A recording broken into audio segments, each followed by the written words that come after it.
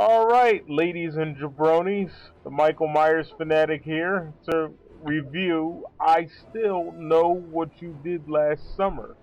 It stars Jennifer Love Hewitt as Julie James, Mekhi Phifer as Tyrell, Brandy as Carla, Freddie Prinze Jr. as Ray, and some other jabronis that I don't really care about. The movie opens up with Julie James going to church to confess her sin that she ran over some jabroni named Ben Willis, portrayed by Muse Watson. Now, the Michael Myers fanatic understands that she feels bad for killing somebody, but he has a question. What were you doing in the middle of the road anyway? That was kind of stupid. Why would you be in the middle of the road? Why? For what reason? I mean, I don't condone killing people, but really, the guy had no business being in the middle of the road. That was just dumb. But anyway, the movie is the same as the first movie. Ben Willis is butthurt because they ran him over. Or so we thought, anyway. She goes back home to her pathetic life where she's basically all scared and uptight now because of the events of the first movie. And she's not exactly emo, but she's more like emo light. You know, she's like a lighter version of emo. Carla is her roommate, played by the singer called Brandy. No surprise there. You have a white girl in Jennifer Love Hewitt, and her roommate is black. Typical 90s horror movie. They had to give her a black roommate so you couldn't say they were prejudiced. Now here's the problem I have with these kinds of movies. They always make the black people rude and loud. The guy, Tyrell, played by Mekhi Phifer, he was such a jerk. I did not like him at all. I was glad that Ben Willis killed him. They always make the black people unlikable. I don't understand why they do that. They always make the black people rude.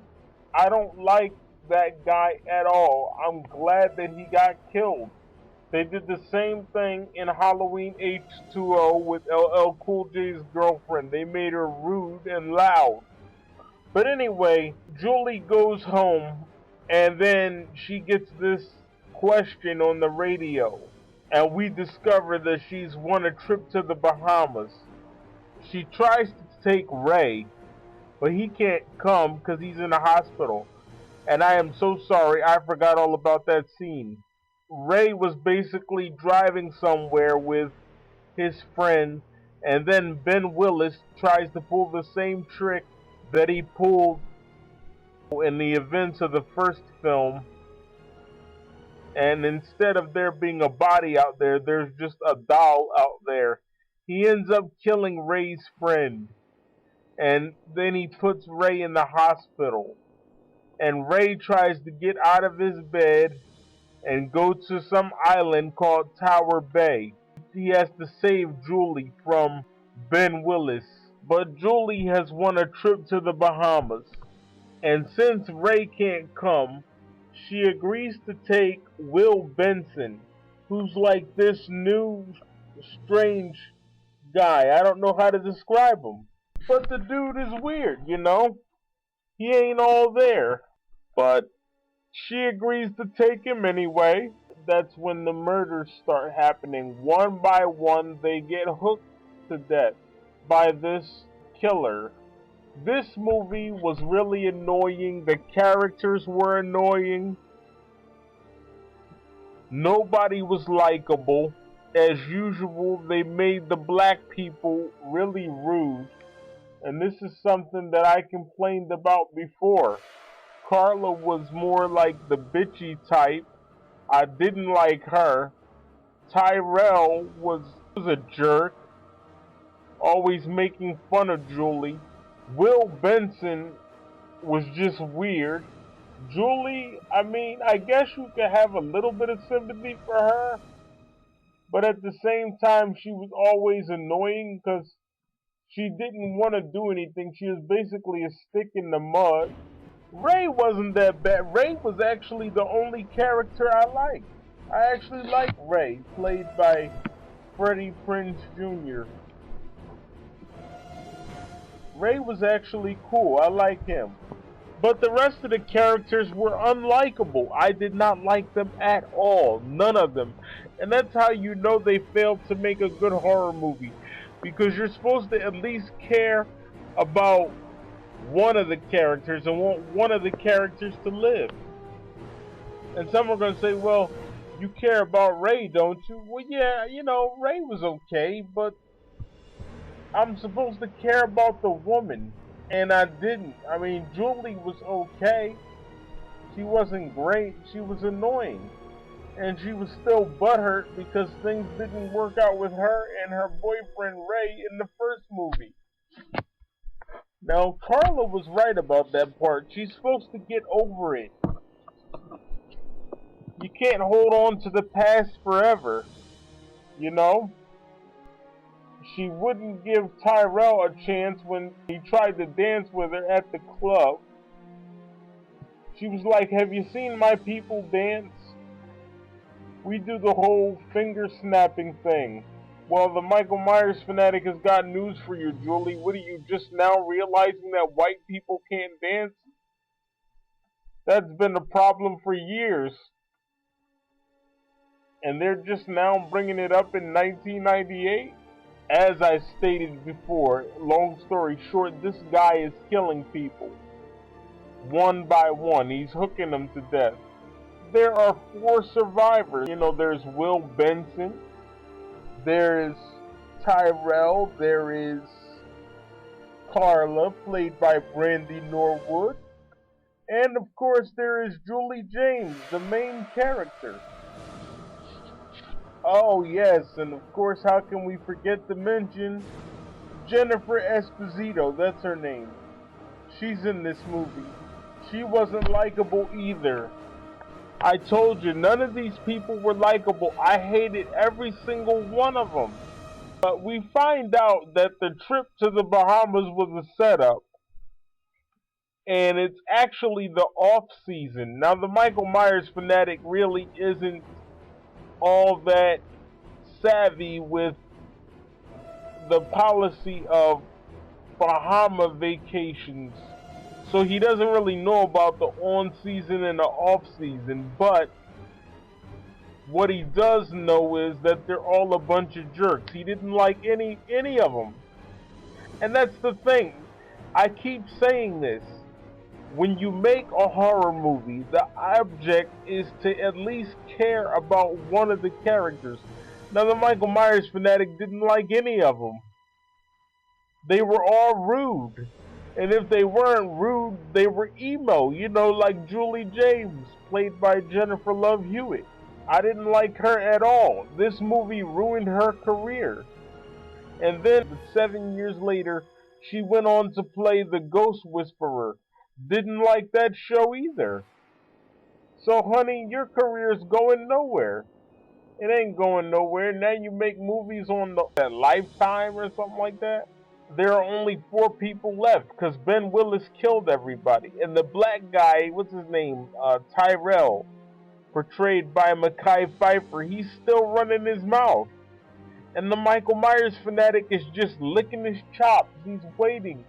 Just waiting for Ben Willis to kill this guy because he's annoying.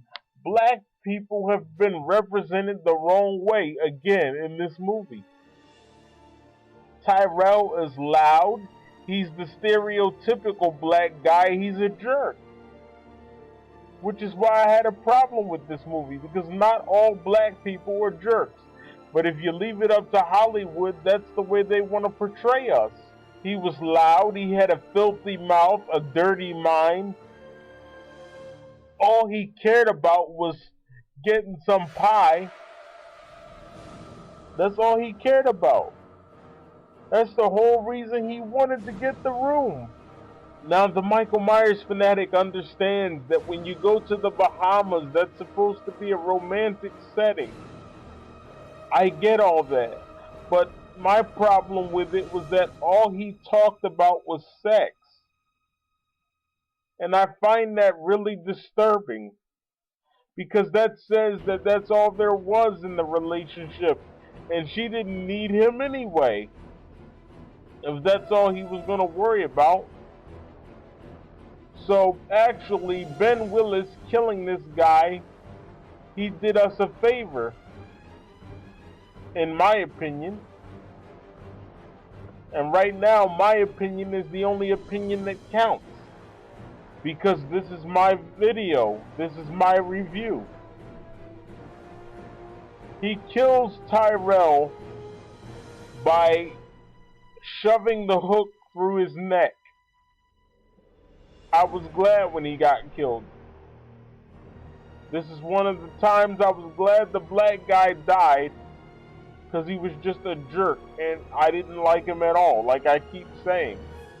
Now all we have left is Will Benson, Julie James, Carla, and some jabroni named Nancy. She's played by Jennifer Esposito. Jennifer Esposito's character is butthurt because she had man troubles. Or at least that's what they theorize in this movie. Ben Willis killed her because the guy named Estes, who's like some weird old guy, he falls on top of her after being killed by Ben Willis. So then Ben just takes the knife or whatever it is and shoves it through the both of them. I was glad when she got killed. Hell, I even wanted Carla to get killed. This is what I'm saying. I didn't like these people. They were annoying. They really were. They annoyed the crap out of the Michael Myers fanatic. They were all annoying. It was your typical 90s horror movie. Nothing special about it. The killer tries to kill Carla next, and she ends up living. No surprise there. And guess what? Will Benson actually is Ben's son. You get it? Benson, Ben's son. Gee, no shocker there. Couldn't have seen that one coming. He's been helping his dad all along. Ray makes it just in time to save Julie's life. And of course, just when Ben Willis is about to kill Ray, he ducks out of the way of the hook, and Ben Willis ends up killing his own son. So now he's even more butthurt and even more determined to kill Carla and Julie. But he doesn't make it because, you know, it's a 90s horror movie. Carla grabs the gun that Ray had and she ends up shooting Ben about 6 times. And he falls in the mud and all is, you know, happily ever after or whatever. Carla and Julie end up going back to their home in California. Just when all is good, she goes into her room and of course Ben Willis pulls her candy ass under the bed. Oh boy, shocker, couldn't have seen that coming. Pulling her under the bed? No way, I had no idea. Even though that happened in the first movie. Ladies and gentlemen, I still know what you did last summer. It was just a bad movie. I give this movie out of 10 a 1.5. And that's because I liked Ray, played by Freddie Prinze Jr. But that's it. Ben Willis got shot like 6 times, and then he pulls Julie under the bed. Now all of a sudden he's not human anymore. Shocker. They can all get hit by a bus. I would tell Ben Willis to get hit by a bus, but he would just end up coming back for the sequel. I still know what you did last summer. I'm the Michael Myers fanatic. I approve this message.